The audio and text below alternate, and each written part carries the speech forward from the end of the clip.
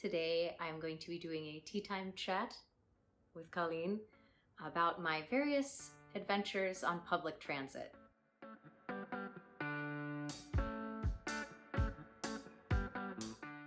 Hello everyone, welcome back to the Blind Inspiration Cast channel.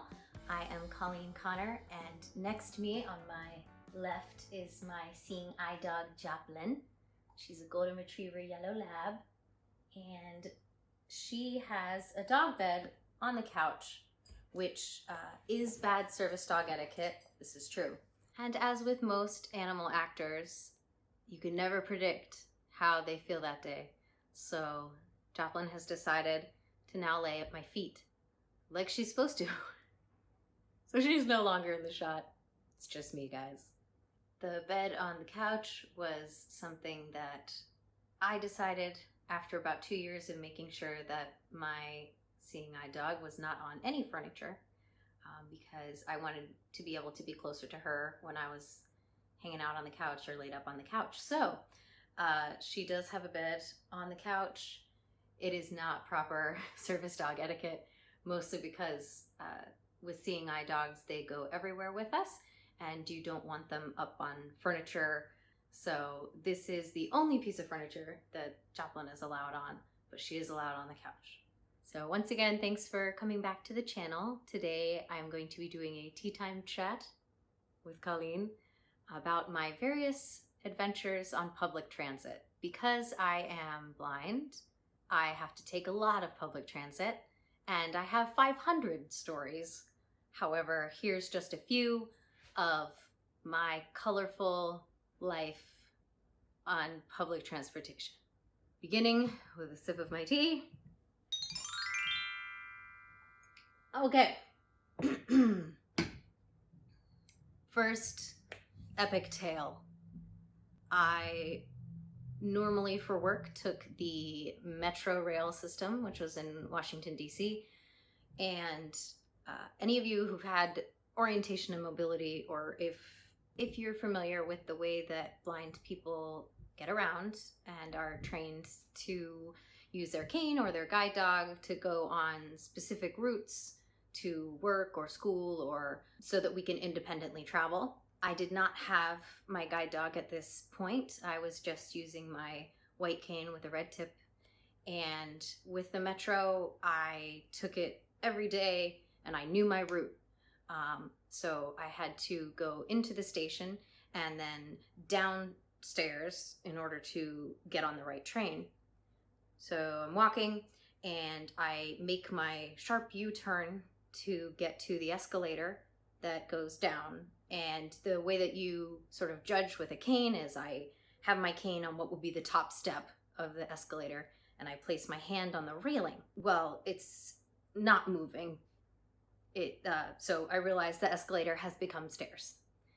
And so I'm gonna have to walk down, which is fine. I was capable completely of that at this time.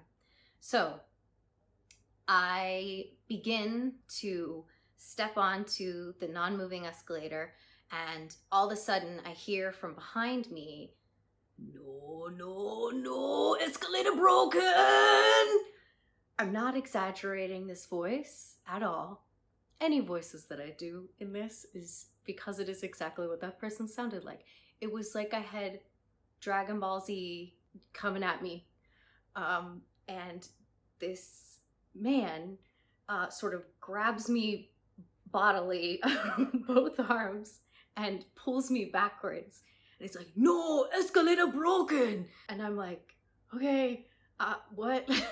So he turns me and moves me along this whole time. And I know what's happening because he's narrating everything. So, no, broken. So we go elevator, elevator, elevator. Push button, okay. Elevator coming, okay, it's coming. Okay, doors open, we go in. And this lovely Asian man is just leading me, and I'm kind of speechless at this point because I'm just like, what's happening? And I know I'm gonna get eventually downstairs. I'm not going the wrong way. I just am going the way that is his version of safety. So No, doors closing, doors closing, doors closed, doors closed. Okay, we're going down, going down, going down, down, elevator down. Doors open, doors open. Okay. And he leads me out of the elevator and he's like, which platform or train? Which train? Which train? And I explained that I take this train every day and that I'm going to be the train on the left and I'm good now. Thank you. Very respectfully, this man bows over and over again as he's walking away. Okay, okay, you safety, safety, safety. And I stand there with my cane, and then when the train arrives, I get on it and I go the way that I go every day. The next story is the opposite of safety. So I was waiting for a bus outside at a bus stop. Now you can imagine the problem with a bus stop is that you can't really get away. It's very awkward. I'm standing at the bus stop and a man comes up to me and I just hear this voice go, hey miss, hey ma'am, hey miss, ma'am, miss. And I was like, are you speaking to me? And he was like, yeah. You know Ray Charles was blind. And I said, yes, I know Ray Charles, musician, he was blind. Yes, that is true. And then the man says, so can I feel on your titties? Because Ray Charles used to like to feel on women's titties and he could tell stuff about them. I just kind of stood there and was like, no, that makes no sense, and please don't touch me. And eventually, after many refusals, I was able to get on the bus, and luckily he did not take the same bus. And he will forever be known as the Ray Charles man.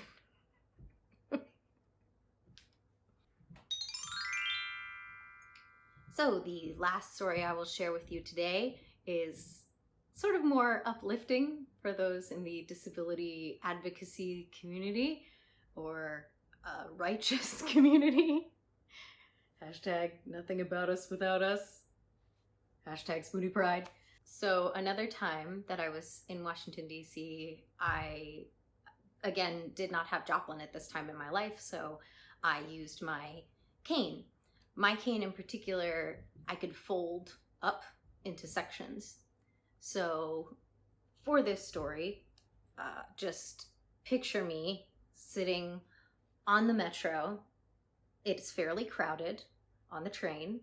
I am sitting in one of the handicapped seats, or a seat that's designated for people with disabilities because it is close to the doors to get on and off the train.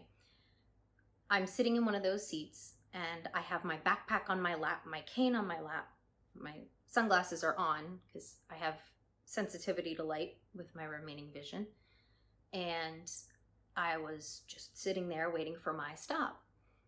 And in walks a lady, probably in her 50s or 60s, and she gets on the train, and then I just hear this loud, like several sighing things, and then she goes, hey, ma'am, and she kind of like taps me, taps my backpack, and is like, ma'am, why don't you give a seat to someone who's a little older or might actually want to sit down when the train's crowded? Those of us who may fall or have bad balance or are older, it'd be nice to have a seat. And so I very calmly said, absolutely, ma'am, if you would like to sit down. At this point in my life, I physically can stand up and have no problem. I can stand up and hold on a train, that's fine. I decide that this will be a learning moment for this woman, and this is going to be a tool right now.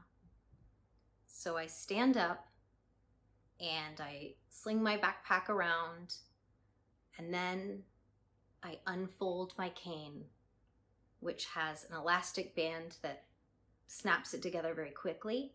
So it makes kind of a loud noise as it kind of, pieces itself together. So I whip out my cane and I sort of exaggeratedly tap it back and forth in a 2-tap method until I find a pole to hang on to, and then I make sure my hand, goes around the pole kind of awkwardly, and I stand there and turn towards where the woman was, and I say, "There's the seat. I think I got everything." And just the judgment that you could feel is palpable on the train. I wish I could have seen anyone's face on the whole train, because it was just dead silent in the whole car. Just the whole car was dead silent. And on a train, there are rules. You're not supposed to make eye contact or talk to anybody, but this was like a weighted silence. And I'm pretty sure she sat down, but it was that moment of like, be careful who you ask to stand up, who might be sitting in accessible seating for a reason. Thank you, woman. I hope you learned something that day. Thank you guys for tuning in to my tea time chat. Let me know if you like this format for videos. I do some more focused on the Seeing Eye Dog vlog portion, where it more features Joplin and things that I do because I'm a guide dog owner. And then I just thought I'd tell some stories and answer some questions and stuff. If you have your own public transit stories, please feel free to share those in the comments. I will comment back to you in solidarity. Don't forget to like and subscribe. You can click the bell icon to be notified of when new videos will come out. You can also find me on Twitter @InspirationCast, or you can email blindinspirationcast@gmail.com. Thank you guys for tuning in, and I will talk to you later. Bye. Again, at this point in my life, I am physically capable of, "Hi, Dorian," you commenting. The cockatiel has things to say about this story. I agree.